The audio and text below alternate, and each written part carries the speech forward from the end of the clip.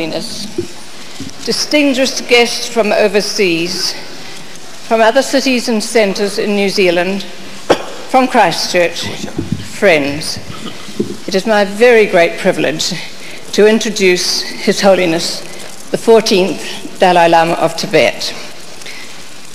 A world traveller, he is known throughout Europe, in Asia and the Americas. But this is his first visit to Australia and New Zealand, and we are deeply honoured that Your Holiness is able to give us this time today. The Dalai Lama is known, first of all, as the spiritual leader of Tibetan Buddhism, a spiritual leader renowned and revered by the leaders and the peoples of many religions, known as a philosopher, a writer, a teacher, but perhaps to an even wider group of people around the world as one campaigning constantly for peace and for the solution of conflict by non-violent methods. And for his efforts, he has received many international peace awards, the greatest, the Nobel Peace Prize in 1989. He is known also for his work for the environment. Before such concern for the environment became, I would hardly say popular, but more known amongst many peoples around the world, and more concern as there is today for the irresponsibility in which we have dealt with this suffering planet of ours. As a mark of his work for the environment, he has been invited to attend the huge parallel non-governmental organization conference on the United Nations sponsored meetings on environment and development, the UNCED or Earth Summit meetings, which take place about 2 weeks today in Brazil. In his work for peace, we're particularly concerned here in Christchurch as an anti-nuclear or a nuclear-free city, and perhaps apt to note that this very day that His Holiness is visiting us, a Christchurch woman is presenting in Geneva at an international conference a Christchurch-inspired initiative to have the International Court of Justice pronounce on the illegality of the use of nuclear weapons. The people of various religions, people of no religion, know of the Dalai Lama and his work to bring people together, whether working through the faiths that they hold or in their care for humanity and its many, many concerns. I think most people, and the great interest that's been shown in New Zealand and here in Christchurch today, are interested in someone of world stature who comes as a man in such simplicity, a person with a delightful sense of humour, with a warmth of friendship extended to everyone he meets of any nationality, and someone who to me embodies the compassion, the principles of compassion that he constantly upholds. Your Holiness, we look forward with great anticipation to what you have to say to us.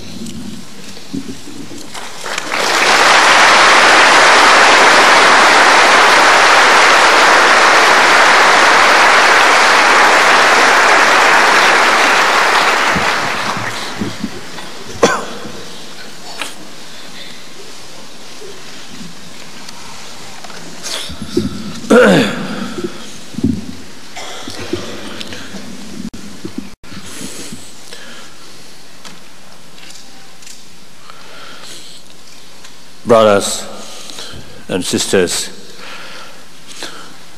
I am very, very happy to be here with you and in this hall second time, but it looks, because of I think the new arrangement, something different looks. So in any way, I am very, very happy and feel honored to speak with you. And then I would like to express my as a thank to those people, to those concerned people who organize this and who make this opportunity. Now the topic, right, theme. Theme, topic. Is the peace and environment.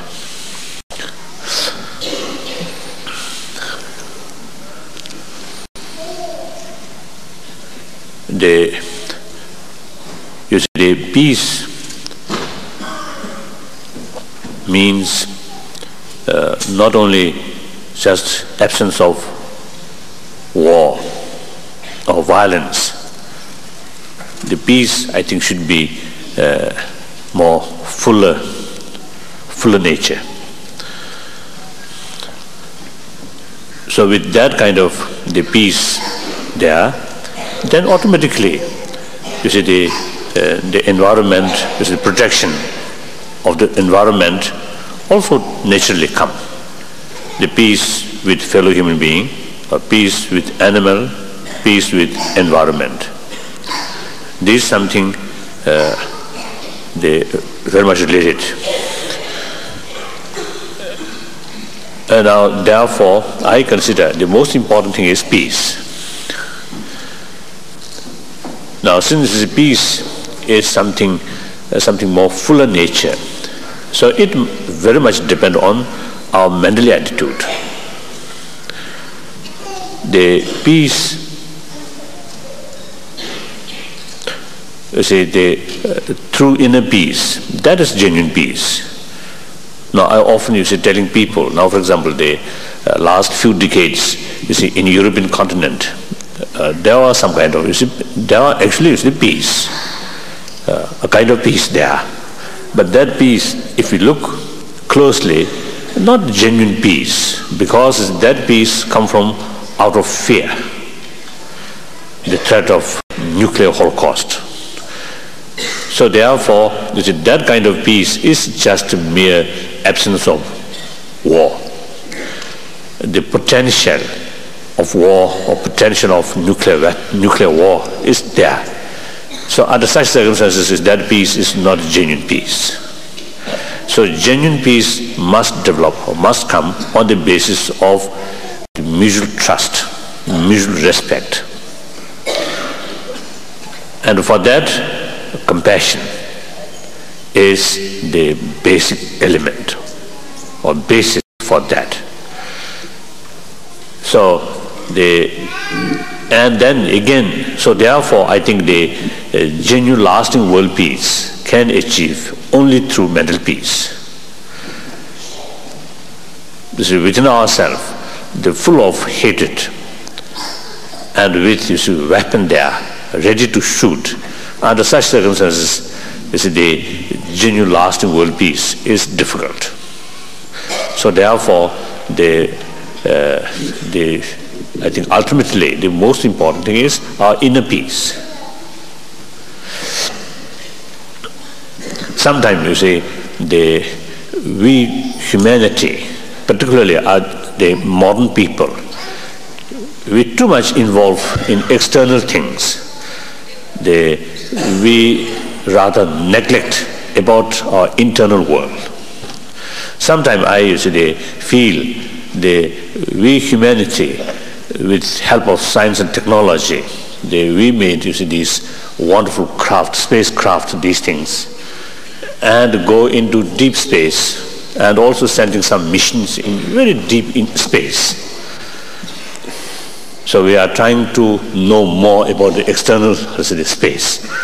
Yet I think we still are quite ignorant. I think our internal space here is small. Head here. The space very small, but this space, there are, I think, many things yet to explore. So therefore, it seems I think the modern people, especially those people who very much have the materialistic way of life. These people, I think too much the involvement about external matters. They neglect about internal spiritual life. So that as a result, sometimes, you see, in spite of the material facility, the people find some kind of mental unrest, some kind of unhappy, some kind of dissatisfaction. Yes, dissatisfaction. That kind of things you see happening. So those community, those society where you see apparently the very good material, you see the comfort, material facility there. The looks, you see, their prosperity, and you see very good. But underneath is some kind of dissatisfaction. This is always there. And so it is quite, how to say, obvious, quite logical. While we are taking care about the material development, there's no point to neglect about our internal spiritual life. I think it is very, very important, even more important than the taking care about materials, because I believe if you see someone, you see who have the mental peace there, right kind of mental attitude is there, then that person, even surrounded by hostile, you see the external forces can do very little about very little disturbance for that person's inner peace.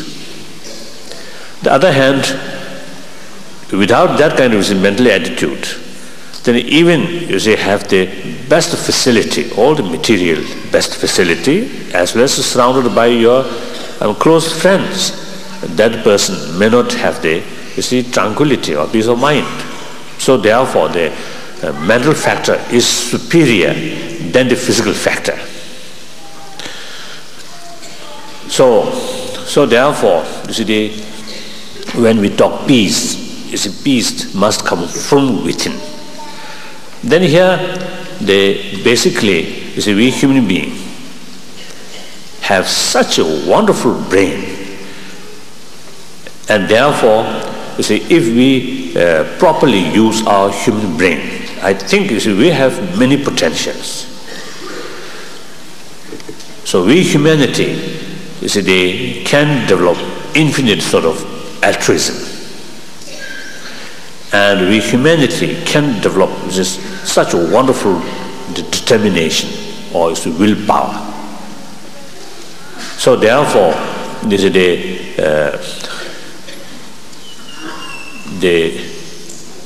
and then again, now it is true, the human brain, the brilliant brain itself, human intelligence or human use, the brain itself, they're not very sure whether become constructive or destructive, not very sure.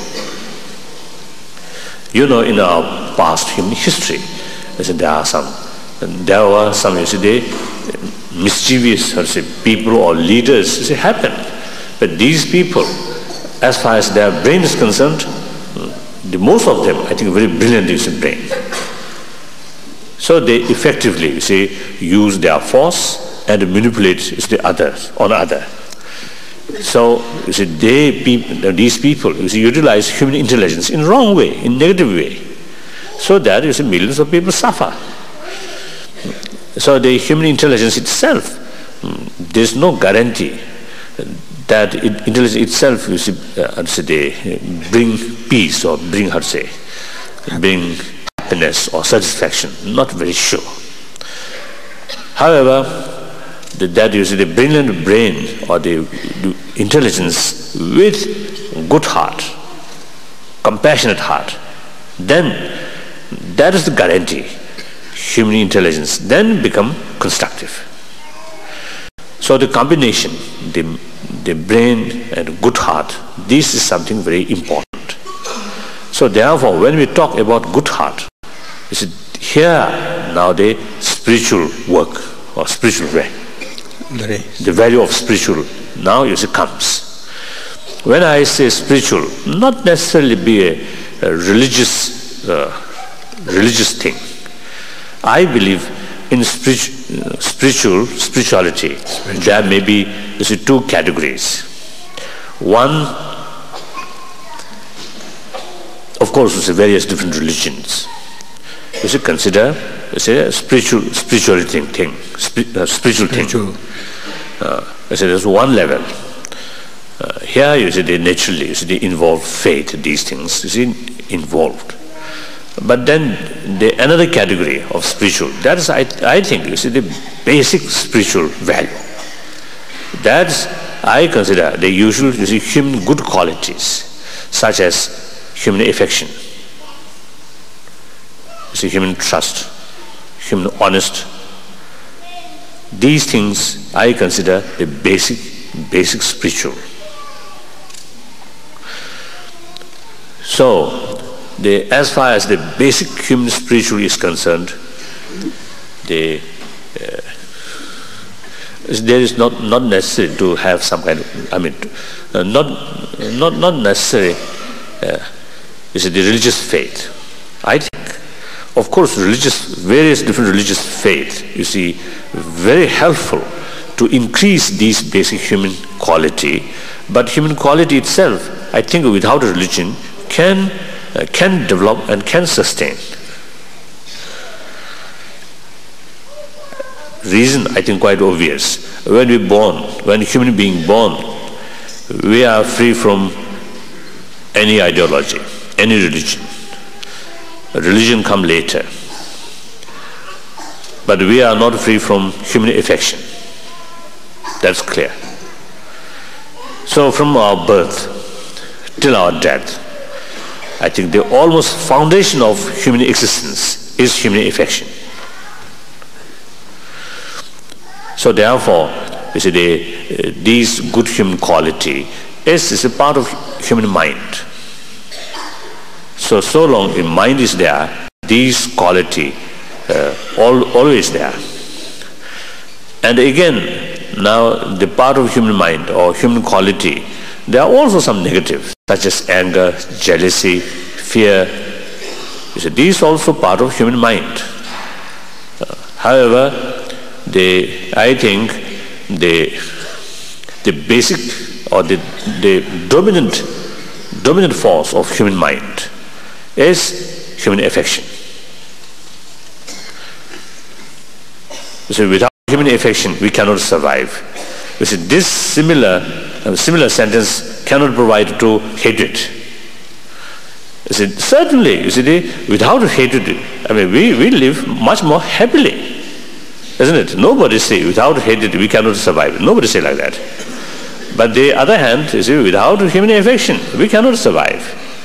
When we were young, you see, if we surrounded by people who have full hatred, then today we will be no more.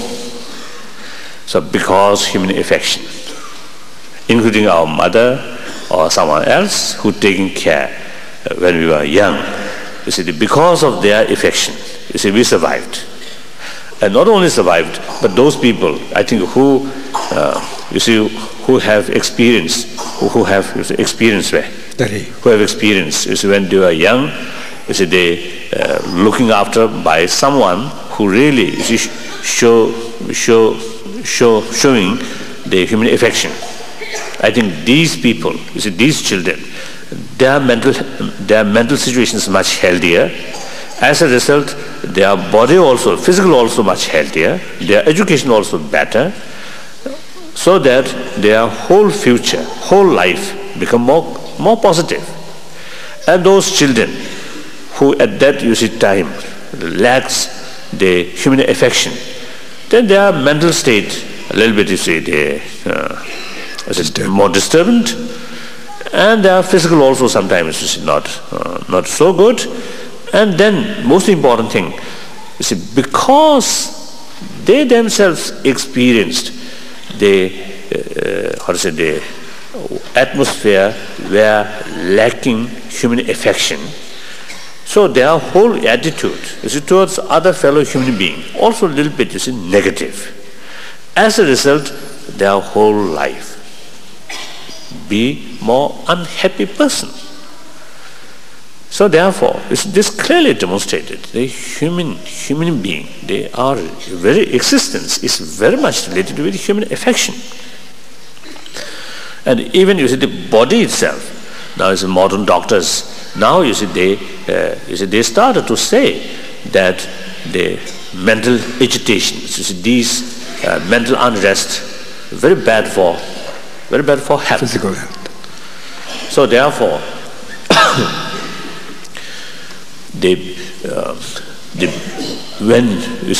when we talk about spiritual, I think the basis or basic spiritual value, so we can make a distinction, religious faith and the human spiritual value. I think there are two things there. So the religion is concerned, of course, it is individual right, whether one be a believer or non-believer. It is individual's right. And if you take a religion, then this religion or that religion, that also individual right. And in reality, as far as this life is concerned, generally speaking, without religion, people can manage. Not much problem. However, you see, the deeper value of spiritual, that you see, without that we can't be a happy person. So therefore, I think the human population now about 5 billions. All 5 billion humanity need that basic, the spiritual value. That's very important. And then another thing, I think human species, they compare other, you see, the mammal species, the species of mammals. I think human mammal or human species is now through centuries. I think human being become much more, troublemaker.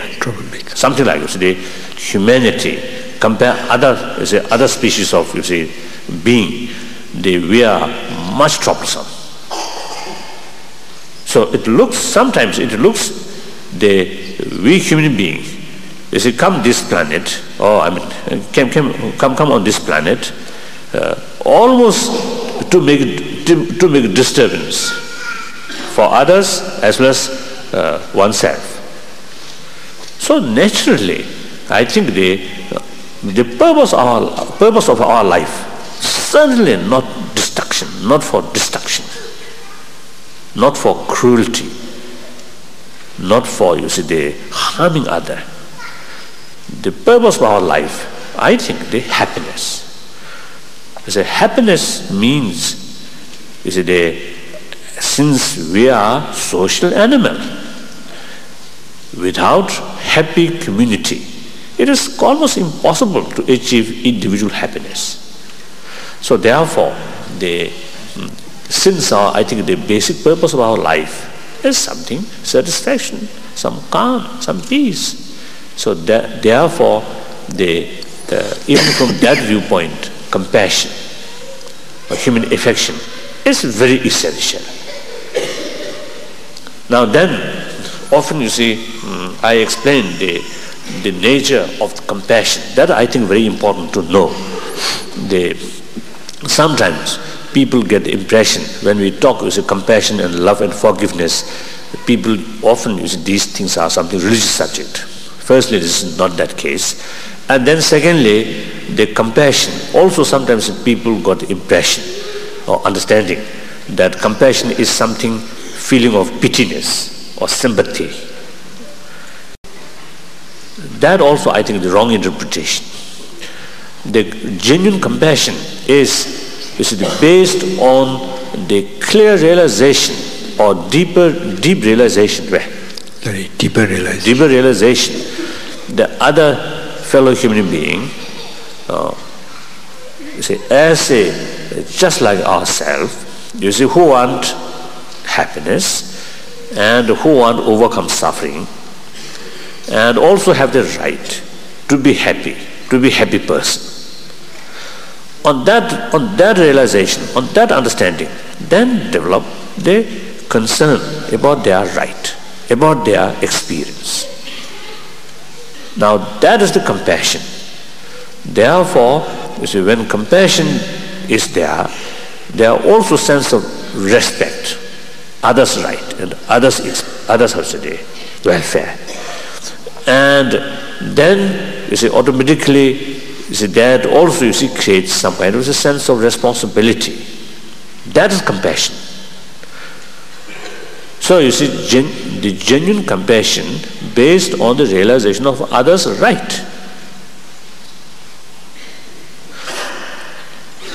So, therefore, you see, the irrespective whether you see that person is close friend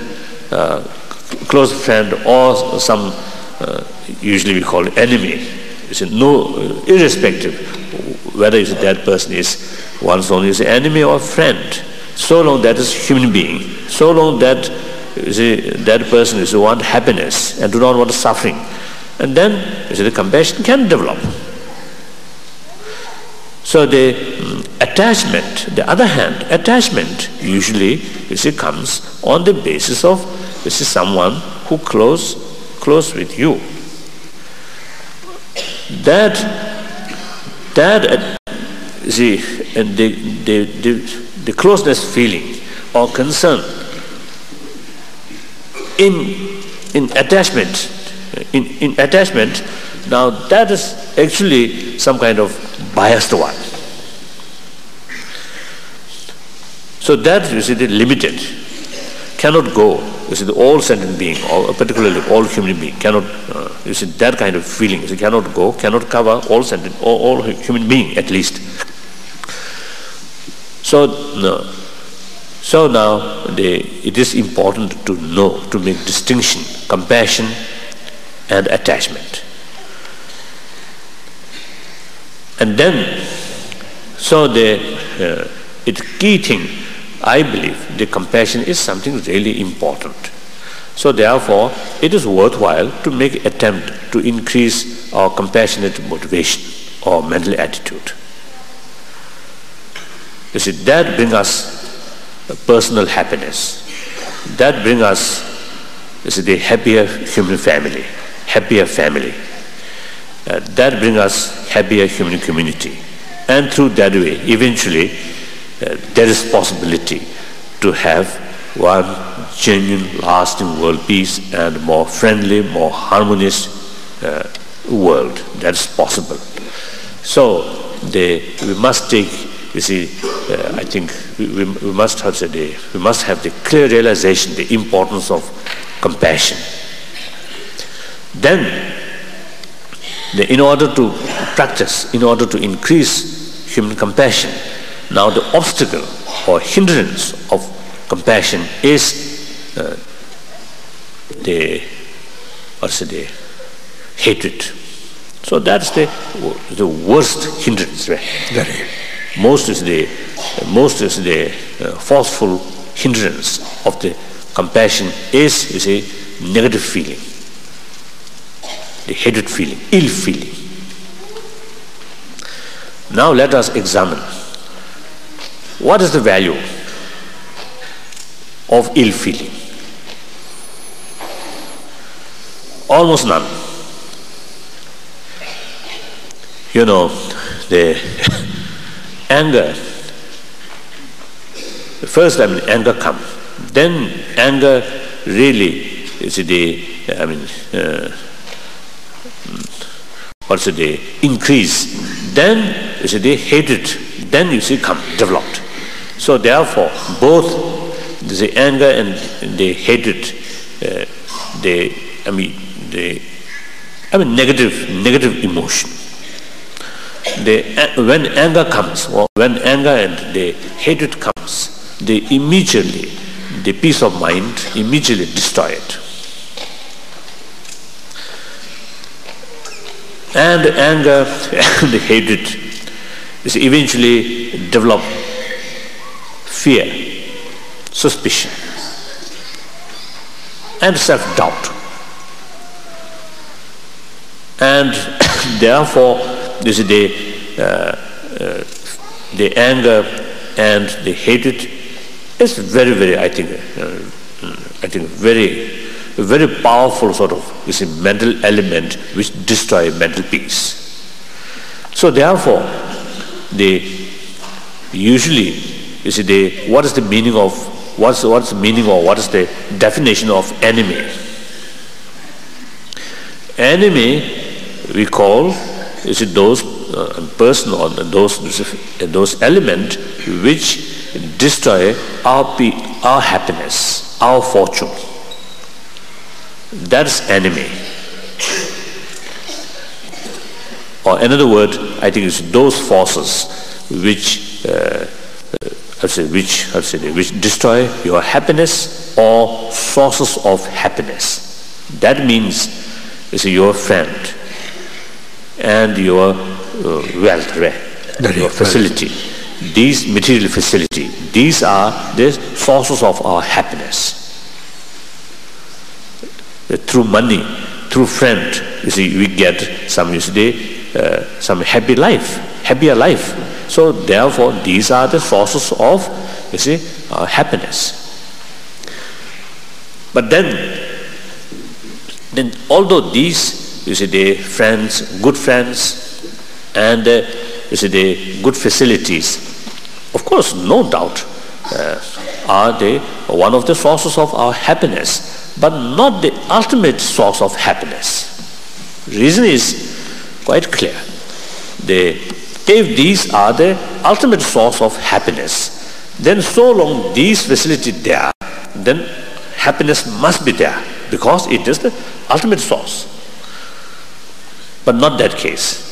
You see, our daily experience, you see, we can know. Sometimes, even, you see, due to our friend, sometimes we get more worry, we get more trouble. And also sometimes due to our wealth, due to our money, sometimes you develop more fear. It's more uncomfortable. Also, you see, develop. So therefore, these are the not the ultimate source of the happiness. Of course, these are one kind of source of happiness, but not the ultimate. Then what is the ultimate source of happiness? That is the peace of mind or calmness of mind. That's, I think, this ultimate source of happiness. So reason is the peace of mind there, calmness, some kind of fully relaxation. That kind of experience is there. Then, you see, you feel some kind of permanent sort of peace and permanent happiness and deep satisfaction. You can experience. So now, let's examine the external enemy. No matter how powerful, almost impossible to strike or to destroy directly our peace of mind. As I mentioned earlier, even though you're surrounded by the hostile, still, if you have right kind of mental attitude, you can maintain the peace of mind. You can maintain peaceful way. Peace of mind. Peace of mind. You can maintain peace of mind. So the external forces, external enemies, you cannot strike on that directly. Now then, hatred, anger, yes, directly strike on that, you see, mental element. That, you see, the ultimate source of happiness, the calmness of mind. So from these, you see, the reasoning, or from these viewpoint, then you can understand easily the hatred is the real enemy, real destroyer of our happiness, real destroyer of our better future, a good future. So therefore, the real enemy is within ourselves, not external enemy. And another factor, see, external enemy, due to under certain circumstances, one day may become, you see, your best friend. That possibility also there. But the internal enemy, such as hatred, never becomes something positive. It always remains as a destroyer of happiness. So therefore, you see, compare internal our enemy and external enemy, then the internal enemy is much more dangerous, much more worse. Worse, harmful. much more harmful. So thinking these lines. Then also, sometimes the people, they ask or doubt. They, in order to face the threat, others' threat, in order to take countermeasure, in order to make resistance, the hatred and anger sometimes useful. But if you see that kind of the question raised, then answer. It is true. The anger, bring us. When anger comes, it also brings some kind of extra energy and extra boldness. But that energy, if we look closely, that energy is kind of blind energy. So therefore, not very sure that energy really goes on effectively on the other side or not. Not very sure. Because again now, when anger developed in our mind, when anger dominate our mind, then best part of our brain cannot function. Best part of our brain which can judge right and wrong and can judge the long-term, short-term consequences. You see, that part of brain cannot function properly. So that time, when you see anger fully developed, that moment, that person almost become like mad. So therefore, you see, the decision which take during that moment often become wrong. So other hand, if the situation showed you need some countermeasure, without hatred, without anger, we can take countermeasure. Since that countermeasure take through intelligence, through wisdom, through peace of mind, so that countermeasure really become more effective. So that countermeasure can hit on the target. So therefore, you see, although the strong countermeasure without hatred, without anger, you see, possible. Although it's difficult, not easy, but very possible. And therefore, they look from this viewpoint, then anger and hatred almost, you see, nothing any use. No use. Of no use at all. Then perhaps, if we go precisely, perhaps I think there is distinction. The anger and hatred. Anger sometimes maybe, you see, they can be useful, provided sincere motivation. Now, with, you see, for example, you see, the anger motivated by compassion, genuine care, genuine sympathy or genuine concern. With that, sometimes you see, the anger comes. But that anger, because motivated by positive emotion, so can be considered as a positive one. The ill feeling never can motivated by compassion. So therefore, you see, I think it is worthwhile to make distinction. The anger without hatred, like you see, the compassion without attachment. So if you make distinction, then accordingly, you see, trying to make effort, you see, it is useful. So the one way, try to increase the compassionate, you see, the mental attitude. At the same time, try to reduce those, you see, the hatred and jealousy, these kind of negative emotion, try to reduce. And once you realize, you see, the positiveness and the negativeness about these different mental thought, and it's that realization itself, you see, makes you a different person. Usually we don't bother whether it is negative emotion or positive emotion, we do not much have today take notice. Take notice. So therefore, this comes without any hindrance or any sort of, any obstacle. Once we have this kind of realization, then itself makes some kind of obstacle for those negative emotions. Something like, among our, among our friend, or among our friend, before there is a certain friend, in reality, not very reliable, for example, but before, we do not know what kind of the nature, basic nature about that person.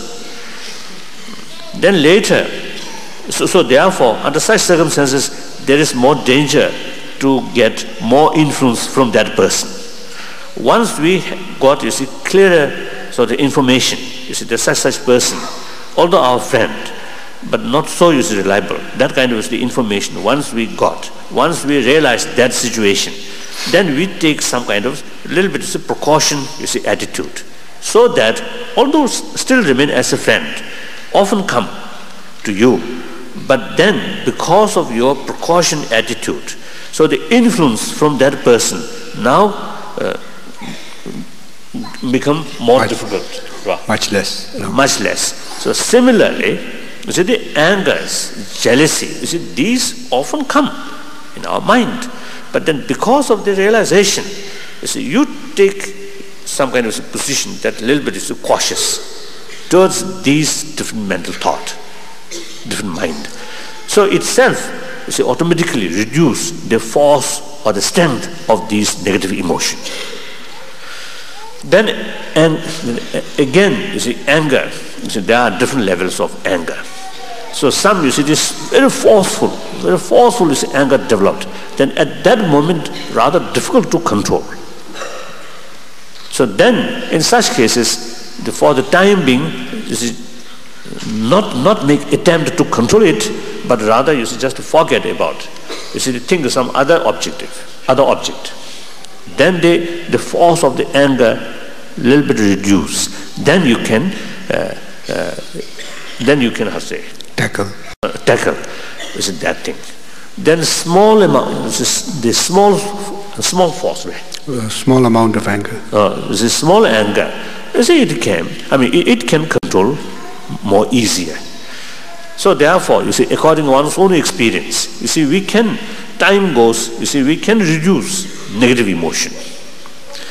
The more you are successful, the reducing negative emotion, you yourself be a more happier person, become more a positive person. That's true. That's, I think, through your own experience, we can see. According to my own little experience, when I was young, I was quite short temper. However, through training, eventually, the temper, the anger is much reduced. Although still, sometimes anger comes, but as far as the ill feeling is concerned, almost none. So that creates more happy, more calmness of mind, and as a result, more the happiness, more tranquility is there. At least I think more smile. So these through our own experience, we can see the through effort, through realization, through deeper awareness, we can change ourselves. We can improve ourselves. It is very important to have self-confidence. After all human beings, whether educated or uneducated, rich or poor, this or that, all human beings, except those are retarded. Retarded, there is something I think exceptional. Otherwise, all human beings have the same potential. All have the potential to make a good human being, or positive and something useful in the society, in the community. Everyone have the potential. That's very important to realize. And with that kind of the realization of one's own potential, then it creates more self-confidence. It creates more determination.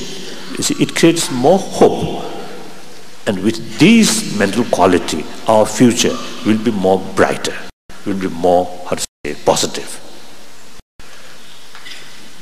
So you see, the future, the happier future, of course, money also one important matter, important factor, but most important factor is our mental element. So therefore, while we are taking care about the monies on these things, it's also equally important to take care about our inner world, inner spiritual world. Then with that, then when we think, you see, about the world, about our world community, today the reality itself now much changed. In ancient time, you see, even village to village, we can survive. I mean, we can live without others' cooperation. Now today, that situation completely changed. So in the field of modern economy, and also the education, and also due to technology or information, now beyond the national boundary. That's why you see the dictatorial, you see the rigid country, rigid system. Now, this I find very difficult to manage, and also I think particularly like ecology problem. Now, one or two nations, you see, cannot solve these problems unless the entire humanity work together. So therefore, the reality itself now showing us we human community must work together. Our common aim, our common goal should achieve through common effort. So for that, the sense of universal responsibility is very, very essential. And then another thing, when we say peace. Now, firstly, as I mentioned earlier, through mental peace, there is real hope to achieve world peace. Now, here another very important factor, that is the so long weapon is there, and there is still a possibility to disturb peace. So therefore, while we are taking care about, you see, the inner peace, I think the war, we also have to take serious thought about the war mission, the military establishment. So now today, the East-West, you see, the tension, now that already now gone. The nuclear holocaust now, the threat of nuclear holocaust now gone. It's very fortunate, I think, very good. So at this moment, I think the time, I think, become very favorable. So this moment, I think every individual must make an attempt to achieve this whole planet should be demilitarized one. The demilitarization of this planet, I think, very, very appropriate. Although, you see, it takes time, and also, you see, we have to achieve that step by step. But meantime, I think other arrangement also, I think, are necessary. But basically, we must, I think, worthwhile to keep in our mind the long vision, this long future. That is the planet be a completely the free of arms, demilitarized one. And then, if we achieve that thing, I think there are many beneficials. Right? Benefits. Many benefits. Firstly, I think we save a lot of money. Usually we are really wasting, isn't it? And secondly, due to these, you see, the factories which are making war missions, these, you see, I think one of the sources of the pollutions or these things. So therefore, once we achieve demilitarization, I think the world really become healthier and wealthier. So therefore, I think that is, should be, I think, one of our object. Our objective. Then,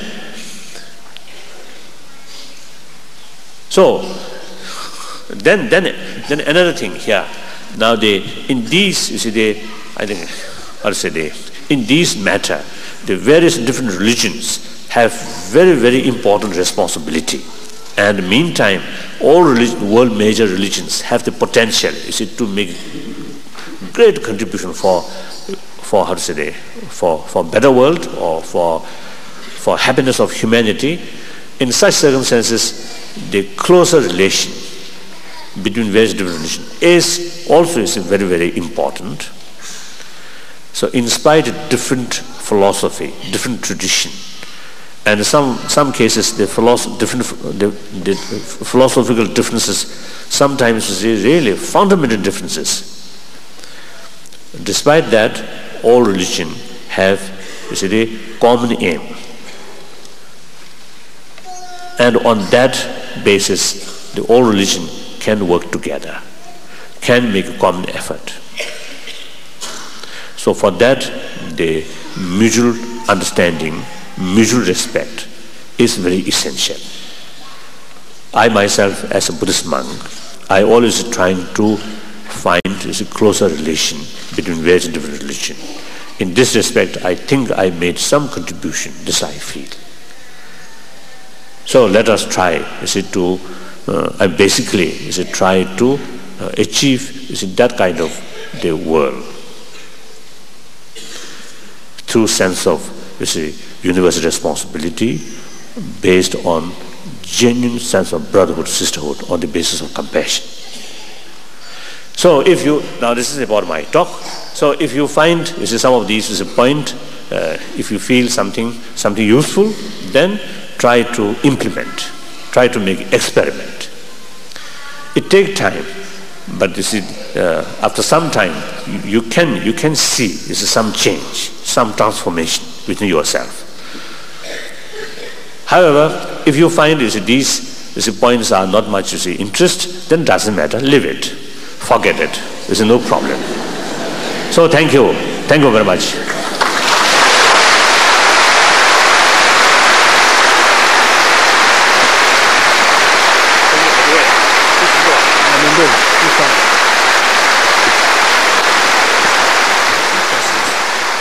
Although not much time, just 3 questions today. No. The first question. Bliss, happiness and peace of mind are all very attractive. Yet, how do we transcend the sorrow of the world? Bliss, happiness, peace of mind said, sorrow to the overcome. And then it says starvation, the injustice. True, very true. It's the same planet. While we are enjoying here, I think the more prosperity, the better facility. Meantime, the same planet, the same human being who have same feeling is starving. And similarly, some other parts is the killing in the name of civil war, or sometimes just the killing innocent thing, and also the incident like the Los Angeles happen. Because these things really is unfortunate. Now here, I think basically the whole our atmosphere is not very healthy. But these is because I believe I think large extent the responsibility is in our own fault. Our own fault. I think obviously there is a lot of problem, but I think many problem essentially man-made problem. So here, if we adopt a certain mental attitude, right kind of mental attitude, certainly we can reduce these kind of problem. So now is the east-west division now gone. Very good. Now south and north still there. So with this motivation, once we develop this motivation, then you see all the problems solved. That's not that case. You see, these man-made problems, I think logically, since this problem created by humanity themselves, there must be ability in human hand to solve this problem, because we are ourselves created. So for that, first what important thing is we must have the motivation, we must have the determination to want to solve this problem, and the sense of responsibility. Now that is the point. If we look this problem, when we saw this problem, then there are a lot of problems, we can't solve this. We remain, some kind of indifference. Or if we remain the pessimistic attitude, that's failure. No matter how difficult, how complicated the problem. Since this is man-made, either earthquake or these some things we cannot control. If we believe God, then this is the responsibility of God. But many other problems, essentially, we ourselves made. So they are. Perhaps I think the Creator give the responsibility to humanity, because the humanity ourselves create this problem. So therefore, it is our responsibility. So this is my belief. But of course, not easy to solve this problem. Thank you. Thank you very much.